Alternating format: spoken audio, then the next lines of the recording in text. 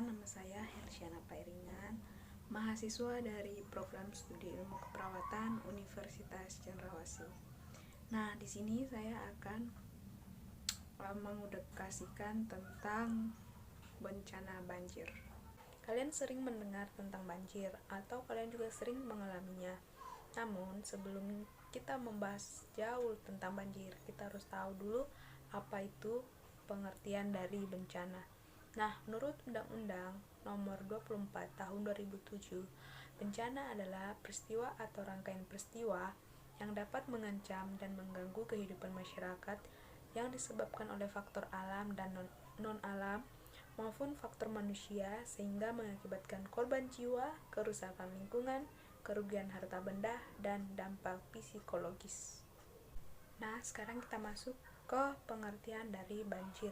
Nah, banjir adalah peristiwa terjadinya genangan atau limpahan air di area tertentu sebagai akibat meluapnya air sungai, danau, maupun laut yang menimbulkan kerugian materi maupun non-materi terhadap manusia dan lingkungan. Ini menurut Devkes tahun 2007. Penyebab dari banjir. Nah, penyebab banjir ini ada dua, yaitu bisa dari peristiwa alam dan dari manusia. Nah, contohnya dari peristiwa alam itu seperti curah hujan yang tinggi, pasang air laut, penumpukan sedimen di sungai dan muara, serta kapasitas sungai yang tidak sebanding dengan debit air. Nah, selain dari peristiwa alam tadi, ada juga peristiwa dari manusia, yaitu seperti penebangan pohon secara liar, kemudian membuang sampah ke sungai secara sembarangan, dan yang terakhir yaitu membuat pemukiman di bantaran kali. Selanjutnya masuk ke dalam pelaksanaan penanggulangan bencana yang dibagi menjadi 3 tahap. Yang pertama, prabencana, yaitu kegiatan pencegahan, mitigasi, kesiapsiagaan, serta peringatan dini. Yang kedua, tanggap darurat, yaitu saat terjadi bencana yang mencakup kegiatan tanggap darurat untuk meringankan penderita sementara seperti bantuan darurat dan pengungsian.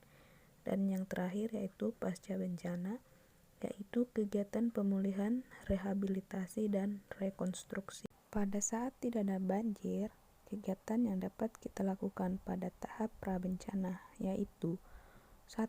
Mencegah masyarakat membangun di kawasan rawan banjir melalui tata ruang. 2. Menghilangkan membuang sampah ke sungai. 3. Normalisasi sungai. 4. Pemindahan pemukiman bantaran sungai. 5. Pelanggaran membuang sampah ke sungai sebagai langkah awal mencegah terjadi banjir. Yang kedua yaitu saat tanggap darurat, kegiatan yang dilakukan yaitu penyelamatan pengungsi yang terkena banjir. Kedua, membangun pos pengungsian. Ketiga, pendirian rumah sakit lapangan.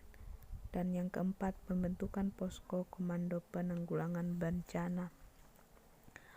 Dan pada saat pasca bencana, kegiatan yang dilakukan yaitu rehabilitasi sarana dan prasarana yang rusak, serta pembersihan lumpur dari lahan pertanian masyarakat.